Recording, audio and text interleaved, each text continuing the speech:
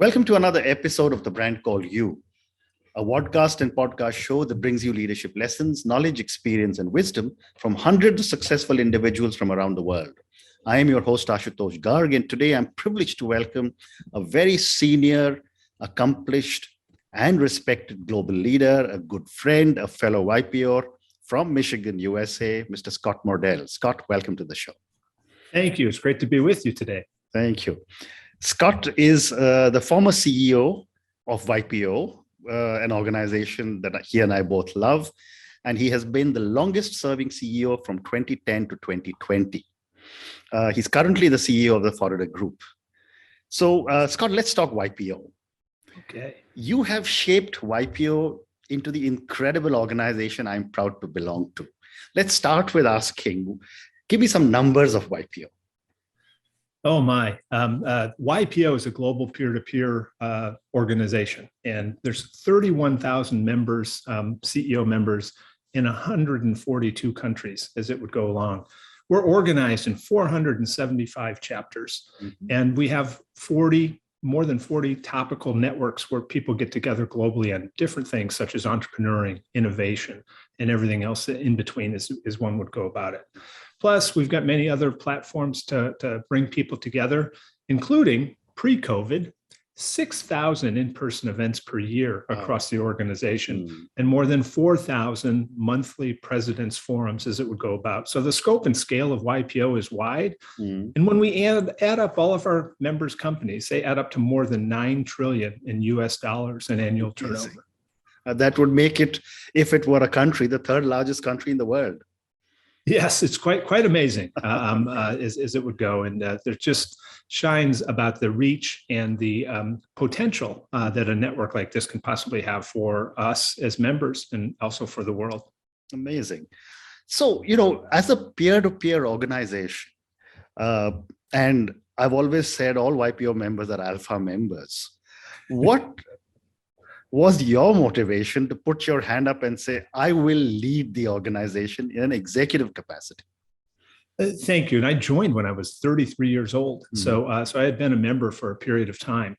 And there's always been three things that have motivated me, Ash, is that one, I always wanted an important challenge. And I wanted it to be an important challenge, meaning that it's got some positive impact on society. Correct. And I wanted to work with really incredible people. Well, YPO touches all of that.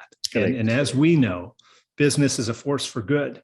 And better leaders make for better businesses and therefore a better world. So YPO's mission really resonated with me. The more I met with YPO leaders, regional leaders, such as roles that you have held, as well as on the board and global perspective, the sense of humility and servant leadership within the organization was pretty profound for me, and it started to draw me in. So I've always considered this an incredible blessing that I've had the opportunity to serve in this way, in addition to being a member. Amazing, amazing. So before I get into the next question, I thought I'd also ask you for our young viewers and listeners. Tell me a little bit about the history of YPO and when Mr. Hickok founded it. Yes, in 1950, okay, that's a long, long time ago, more than 70 years. YPO was founded coming out of World War II. There were so many people starting companies, and Ray Hickok was based in the northeast part of the United States and in upstate New York. And there was no real business education at that time to speak of.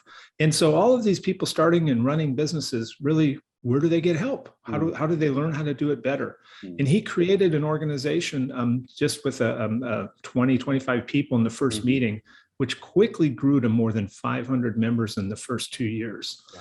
In 1960, it grew in terms of outside of the United States with some members, but it wasn't until around 2013 or 2014 where we actually had more global members than United States members. So it's been a continuing evolution. We're truly a global organization, and it all started with that need to connect. Incredible. And I also remember when I joined when I was 34, the phrase, it's lonely at the top. And YPO made sure that I wasn't a lonely person at all. But Scott, coming back to the role that you have played as the CEO of YPO, What goes into leading a global organization of peer-to-peer members?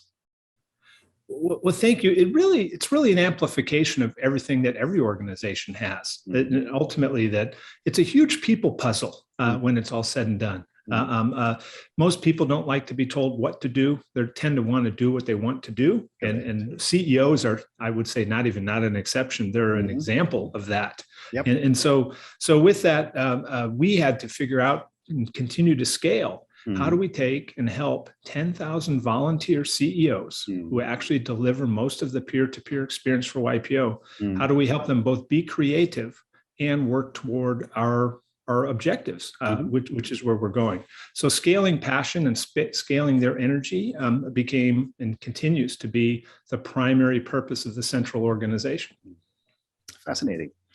And over the years, I have seen, and you have, of course, implemented a lot of it and led the teams. How is technology changing YPO? Oh, it's changing it in so many different ways.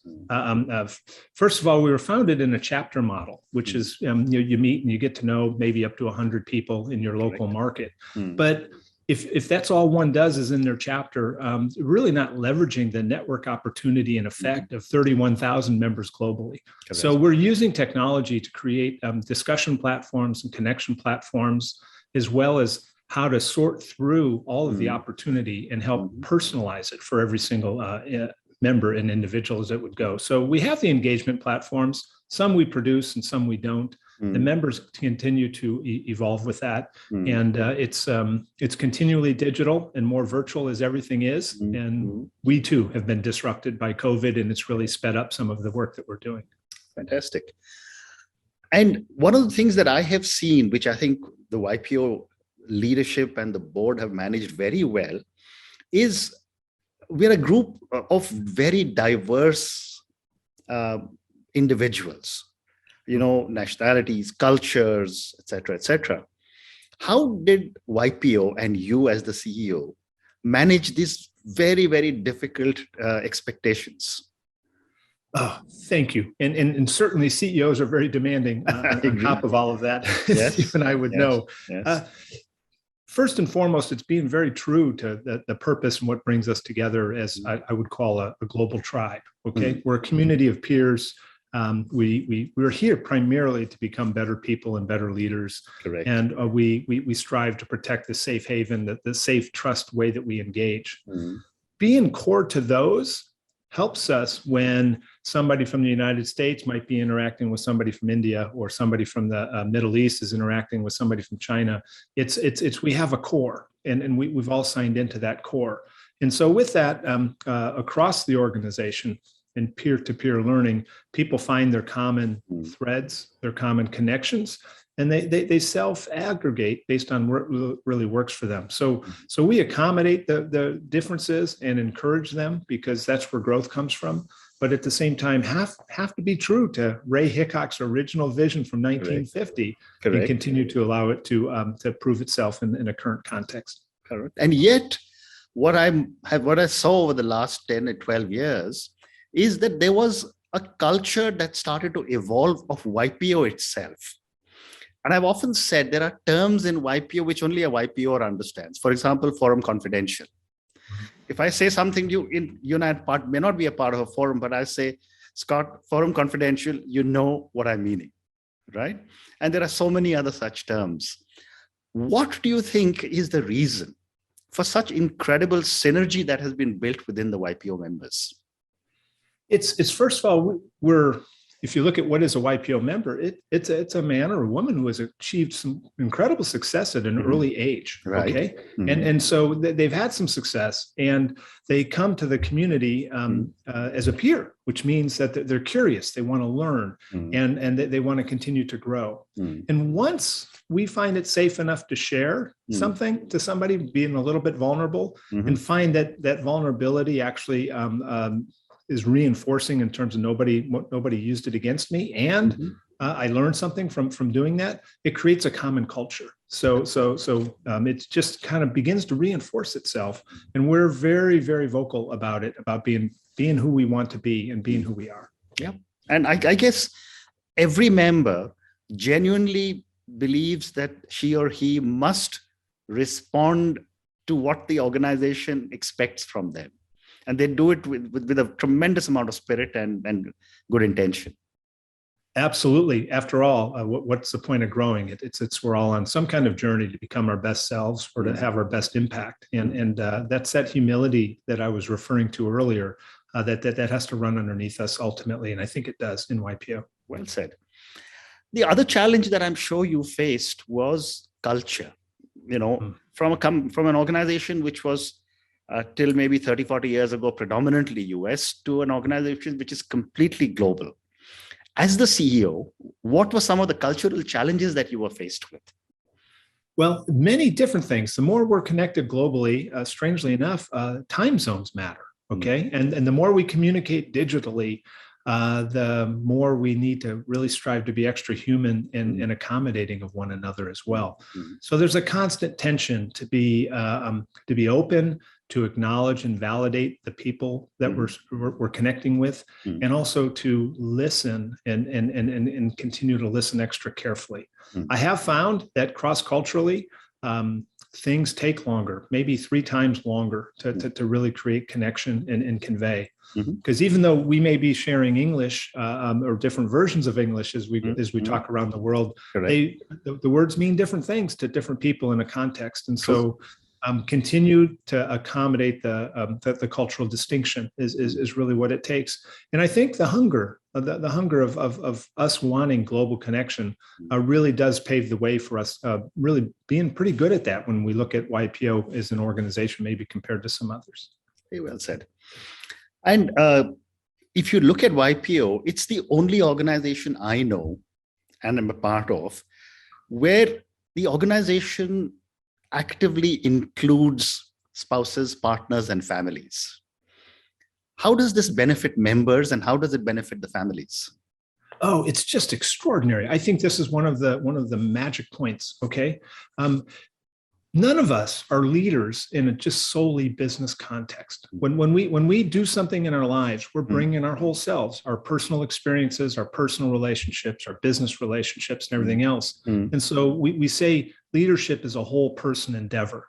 So we'd be fools as a growth organization not to include that element of every single leader that's important to her or him as we go, which is the family and that connection in the family, because that will drive their cumulative decision making. And the impacts for the families are huge because some of the things that allow us to connect as members also allow us to connect within our families and also create the foundation of trust and sharing and vulnerability that sometimes the role between parent and child or husband and wife or whichever can be complicating. And so this, we're bringing these principles to one's whole life, which I think is not just has been profound, but continues to be profound because the families end up being better as well. Amazing. So my next question to you, all the YPO members who will listen to our conversation would know it, but for a lot of the non-YPO members, Scott, talk to me a little bit about Forum, which is the most successful product of YPO. And every YPO member has signed up, or most of us have signed up to it, maybe not for one, but multiple ones. What is the Forum and what is the power of the Forum? Well, imagine you had a group of people that you would meet with virtually every month so that they kind of knew you, they were current with your story. And everybody showed up with very simple rules, which is everything that's said is confidential. And I have to be perfectly honest. And I have your goodwill at heart. Okay. Imagine going into a group and saying, hey, I'm struggling with this, or I'm thinking about that. And knowing that conversation is just between you and them. You're not getting together to be friends. You're getting together to share and grow. Imagine if you had that kind of group and you could bring any issue, whether it be business or whether it be personal or whether it just be curiosity to that group. That's what Forum is. And this is where people, because it is lonely at the top, this is where we learn that many of us at the top have a lot of the same struggles. Some of us don't even think we belong at the top. And yet we're able to think these things through and talk them through in a very safe way. And that sense of camaraderie and shared understanding that comes out of Forum is just profound. It's been the greatest thing that I've had in my life and in my progression. And I hear that story over and over again. And that is YPO Forum. Amazing. I've been part of a forum for so many years, but you've articulated it so well. Thank you. Moving on, how is YPO different from so many other networks? Yes, thank you. First of all, it's different because the nature of who shows up, it's not just by job title. It's people who have achieved early, so they feel that they're on some kind of trajectory or growth path, as that would go. Second is we actually vet our network. Okay, just saying it on an application doesn't make it true, but we do some diligence to make sure that we have real peerdom when people do show up. Third is this idea that it's a whole person experience. So it's not just a bunch of business seminars talking about pricing theory and the rest of that stuff. It's really a whole experience as it would go. And four, as you and I have touched on, it's this true commitment to a very simple culture of sharing and giving and continual growth. And those four things together, and you throw in some global diversity and connectivity and the fact that we represent all industries and all business sizes and the rest, it really is a very unique mix, and at 31,000 members, its potential is extraordinary. Amazing.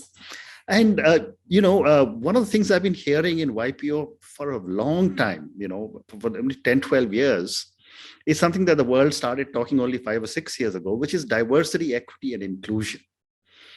What makes YPO, and you were leading the organization at that time, what makes YPO think before a lot of other organizations are able to even start understanding some of the challenges? And in addition to this, I'm going to ask you about impact. Yes, thank you.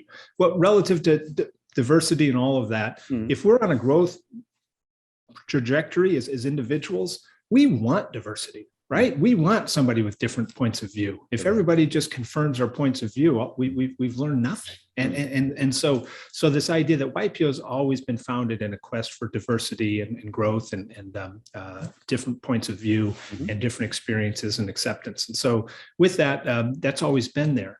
In recent years, it's been very clear that we need to be very, very aggressive about how we recruit and include people of diversity, so that as we become more and more multicultural, it's important to never take that diversity for granted, but actually pursue it quite vigorously. And that's what YPO has been doing. And we're having some successes with that. But of course, there's a long, long way to go before it looks like we all want it to look.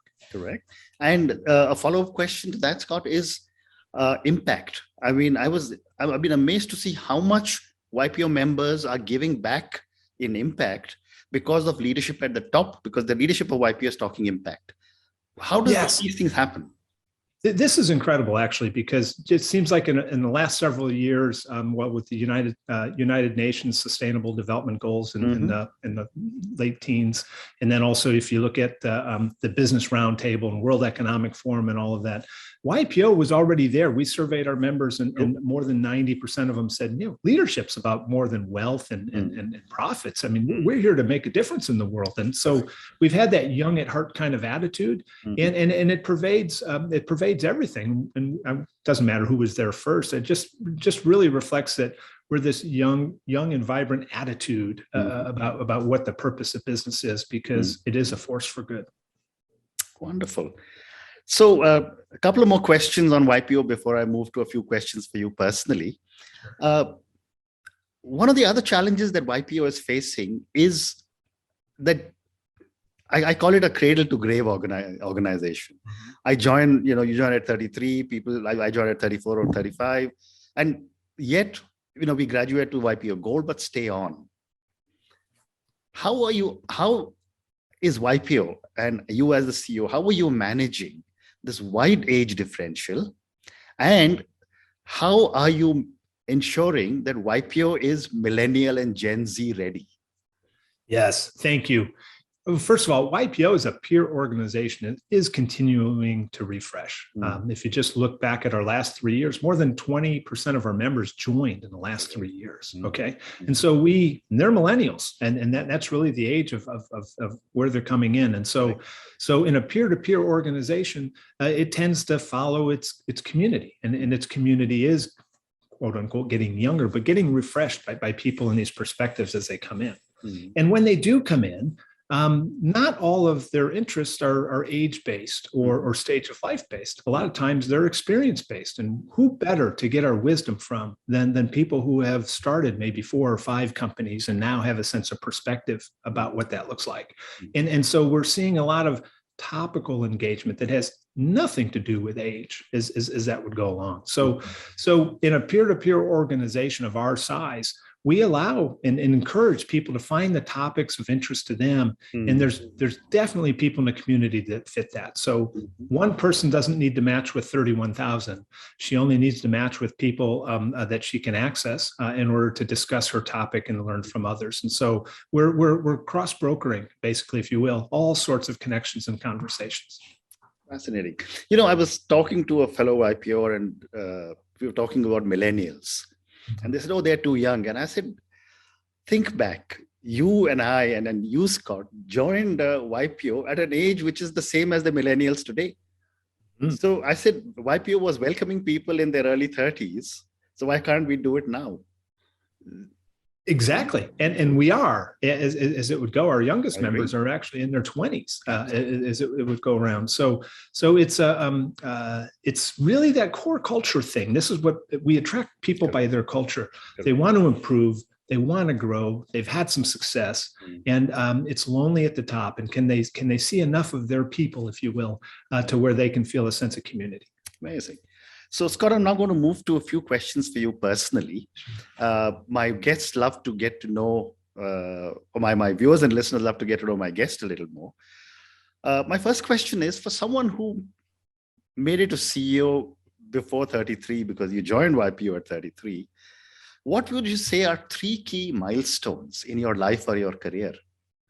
Well, a couple of them, there's so many really when I go back and reflect back, but the pivot points for me were very much continuing on with my education. I came up in an environment where education was so important, and my father and mother pushed us to go as far as we could. And when I went to Kellogg and crossed industries and also network, it opened a whole different world than I had grown up with. Wow. And that was a key milestone for me, 1. 2, leading along, while I was in Kellogg, I had a venture capitalist tell me, if you want to lead a company, the best thing you can do when you get out of school is to go work in a company. I don't know why everybody goes to consulting. Why don't you just go into the company if that's where you want to go? And I went in the company, and I ended up spending 19 years with a wonderful family group and the rest. And that's been fantastic and led to my first roles and support for me to join YPO, actually. And finally, a big milestone is knowing when to take a pause. I took a pause and took a little bit of a mid-career sabbatical, which many of your listeners are not quite there yet. But I took a mid-career sabbatical, and that pivoted me actually into YPO because I became a more mission-driven leader with a chance to reflect. Amazing. My next question is that for someone who has led YPO, cross cultures, large companies, YPO itself on its own is a very large organization. What are some of the core values you have believed in? Thank you. And it's important. I've written these down, and I've written down my core principles, and I hold myself to them and reflect back to them. I would encourage any of your listeners to do the same. It really is focusing. But my values are very simple. It's integrity. Do I say what I mean? Am I willing to do the right thing and not just the easy thing? Yeah. Respect and compassion for others. Every soul is equal and worthy. And can I embrace life moment by moment that way? Curiosity. Once one stops learning, they are dying. Okay. So I am very, very careful to keep my curiosity active. And finally, accountability. I need to own my actions. I need to own my inactions as an individual and as a spirit in the world. And those are really my drivers. Fabulous, fabulous. I have time for two more questions for you. My next question is, what does success mean to Scott? Oh my! I don't want to get too metaphysical here, but success is ultimately being at peace, knowing that I've done everything I can do. I've lived according to my intention and values, and its achievement is really much more measured in the hearts and minds of those I've been able to touch and impact. And so I don't control what people think about me. I don't control what people remember about me. All I can control is what I do or don't do within the sphere of what I can during my time alive. So I just want to be at peace knowing that I lived as true and clear as I can. Everything else will take care of itself. Wonderful. And my last question to you, who or what inspires you? Oh my. It's when I see somebody who sometimes if I can see something common in me and them, and I see them doing great things, it makes me think, wow, I could do more too. I could definitely do more too. And I see this in YPO all the time, and YPOers are particularly inspiring. And so ranging from our former global chair, Pascal Gerken, who's done for-profit and for impact and just really all in and committed in doing things. And then, of course, we all have these global icons and leaders that when you can find a value that matters to you and you see them really living it firm and meaningfully, it's particularly inspiring. And for me, U.S. President Harry Truman, just after World War II, just a regular guy doing very difficult things. And then, of course, Nelson Mandela and Mahatma Gandhi. I mean, all of these folks are just, they have things that really do inspire me, and I want to be better. Wow. Scott, on that note, thank you so much. It's been such a privilege speaking to you. Thank you for talking to me at such great length about an organization you and I love, YPO. I think all of us very proudly carry this flag that I belong to YPO. Thank you for the amazing things that you have done for YPO in the last 10 odd years, providing leadership, providing a direction, providing a new perspective. And thank you for telling me so many new things about YPO that I didn't know. Thank you again and good luck. Thank you. And thank you for all you're doing. And I'm enjoying these podcasts so very, very much. Keep it up. Thank you. Thank you for listening to the Brand Called You videocast and podcast, a platform that brings you knowledge, experience, and wisdom of hundreds of successful individuals from around the world. Do visit our website, www.tbcy.in, to watch and listen to the stories of many more individuals. You can also follow us on YouTube, Facebook, Instagram, and Twitter. Just search for the Brand Called You.